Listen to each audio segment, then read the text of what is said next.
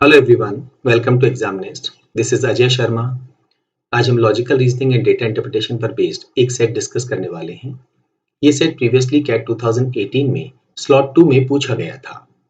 According to a coding scheme, the sentence peacock is designated as the national bird of India is coded as 568899, 35, 11, 35, 55, 6678, 56, 458, 13, 66, 66, 89, 1334, 79, 13, 36, 6.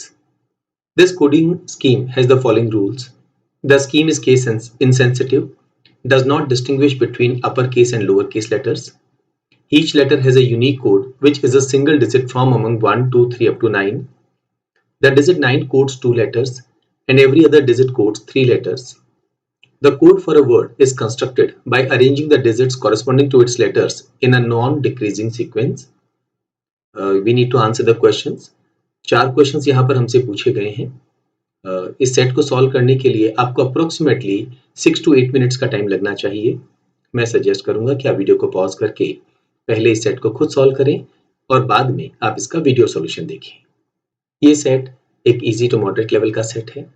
जो important चीजें हमें ध्यान रखनी है वो क्या है? हर एक लेटर का एक यूनिक कोड है 1 से लेके 9 के बीच में।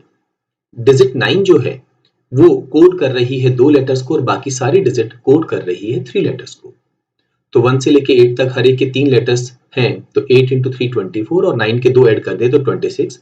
सारे लेटर्स यहाँ पर कंसिडर हो जाते हैं और एक बार हमारे पास में ये पता चल जाए कि कौन सा कोड है तो कोई भी वर्ड का हम कोड आसानी से बना सकते हैं by arranging the digits corresponding to its letters in a non decreasing sequence.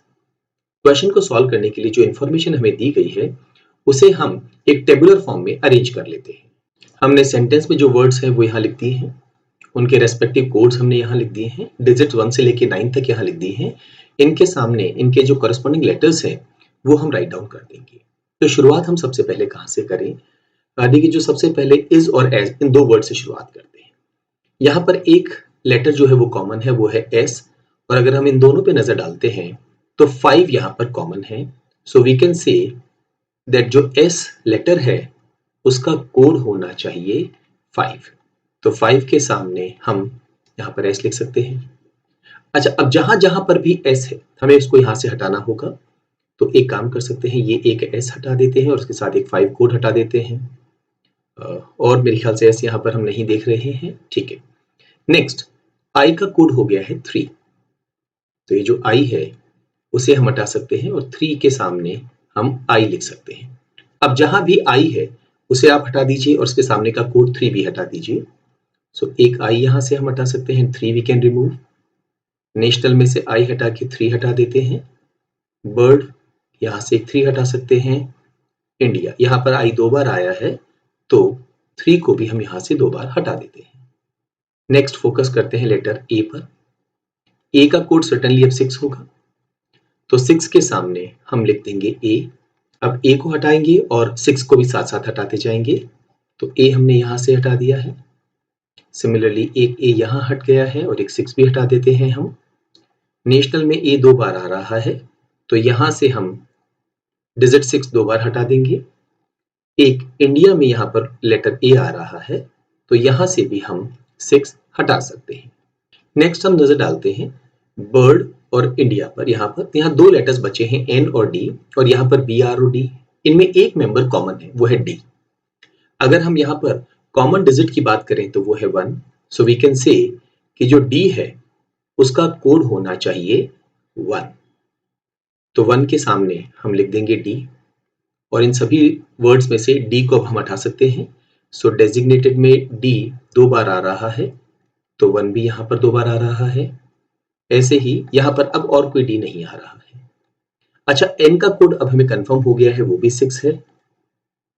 तो 6 के सामने हमने ए लिखा है, एक एन हम और लिख देंगे। तो एन जहां भी है उसे हटा देंगे और 6 को भी हटा देंगे।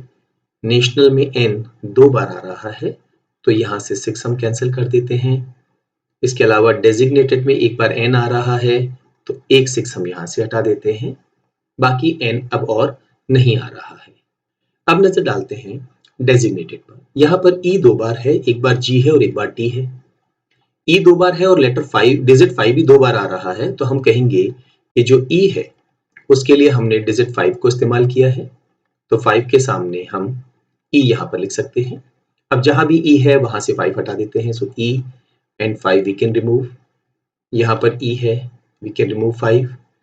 इसके अलावा ई और कहीं पर भी नहीं है। अच्छा, अब यहाँ पर अगर हम देखें ऑफ में 7 और 9 इन दो लेटर्स का इस्तेमाल हमने किया है। ओ जो है अगर वो यहाँ पर देखें तो इनमें कॉमन जो डिजिट है वो सिर्फ 9 है।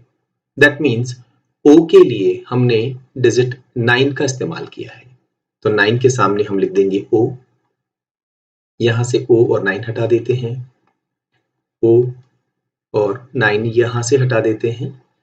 इसके अलावा अब कहीं भी ओ नहीं है। What about F? एफ के सामने 7 है, तो 7 के सामने यहां पर हम एफ लिख देते हैं। एफ कहीं और नहीं है, अदरवाइज हम उसको वहां से रिमूव कर सकते थे। बी और आर यहाँ पर 3 और 4 है, अभी तक इसके बारे में कोई खास कंफर्म इंफॉर्मेशन नहीं है हमारे पास में। टी और एल हमारे पास में डिजिट्स बची है 1 और 8, और यहाँ पर टी है उसमें 8 है, क्योंकि टी कॉमन है तो टी के लिए हम 8 लिख सकते हैं, तो टी के सामने हम 8 लिख देंगे। ये हो गया। अब कहीं भी टी है तो उसे हम हटा सकते हैं। देखिए यहाँ पर ये तो अब कंप्लीट हो चुका है, ये कंप्लीट हो चुका है।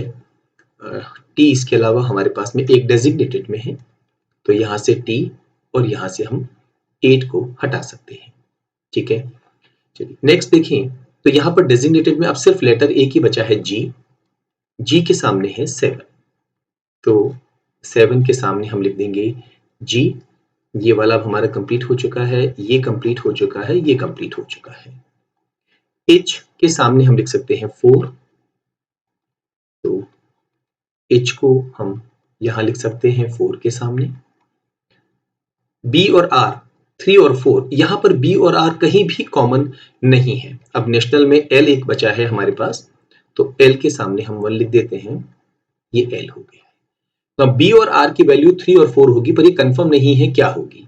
तो हम एक काम कर सकते हैं, यहां पर बी लिखें तो यहां हमें आर लिखना होगा, और अगर हम यहां पर आर लिखें तो यहां पर हमें बी लिखना होगा। हम इस तरह से इसको लिख सकते हैं, दोनों में से कोई एक पॉसिबिलिटी होगी। तो ये वाला काम भी हमारा कंप्लीट हो चुका है।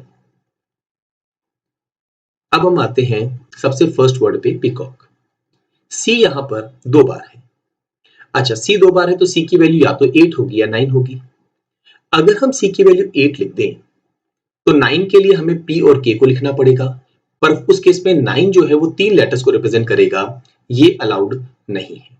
इसका मतलब है सी की वैल्यू क्या होनी चाहिए, 9। तो यहां पर हम सी लिख देते हैं, और पी और के इन दोनों की वैल्यूज क्या होगी, 8।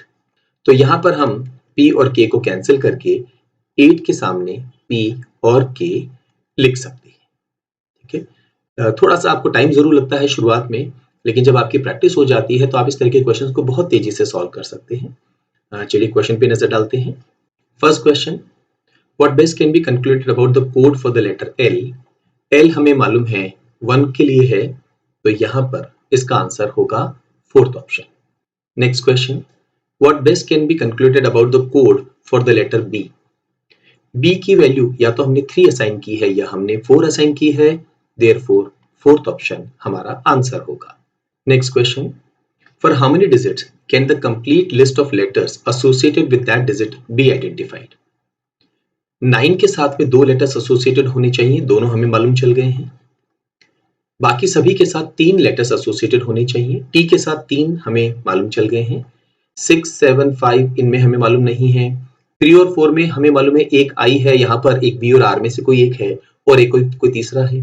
2 का तो अभी तक हमने एक भी लेटर हमें मालूम नहीं है, और डी और एल यानी 1 का लेटर भी हमें मालूम नहीं चले हैं सारे। तो जवाब होगा 2, फर्स्ट ऑप्शन हम मार्क कर देंगे।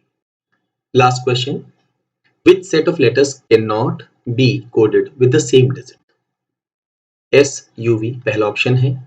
नाउ एस हमने ऑलरेडी यहां पर असाइन कर दिया है 5 के सामने, तो यहां पर सिर्फ यू और वी में से कोई एक ही आ सकता है, तीनों नहीं आ सकते।